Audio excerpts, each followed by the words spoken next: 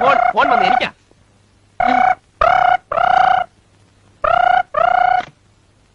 Hello, അതെ, artist ബെന്നിയാണ്. ബാംഗ്ലൂരിൽ നിന്ന് ട്രങ്കോളോ കൊടുക്ക്. ബാംഗ്ലൂർ നിന്നാണേ. ആർട്ടിസ്റ്റാ, എപ്പോഴും ഫോൺ വരും, വലിയ ശല്യ. ആ, പെയിന്റിംഗ് ഫിനിഷ് ആയിട്ടില്ല. നിങ്ങളിങ്ങനെ ബഹളം ഉണ്ടാക്കിയാൽ എങ്ങനെയാ? ഞാൻ വളരെ ബിസിയാണ്. 10-15 ഓർഡർ പെൻഡിങ്ങിലുണ്ട്.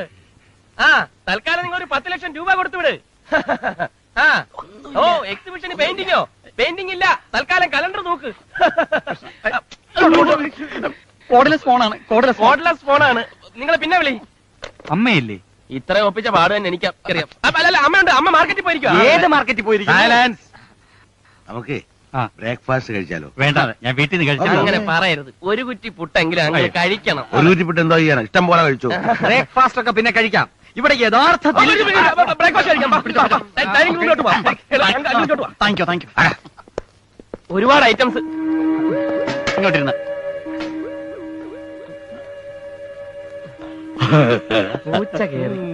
നീയല്ല വാതിൽ തുറന്നിട്ടത്?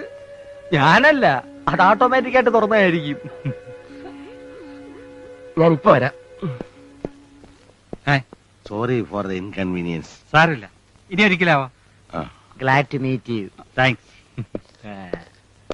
ഇന്ന്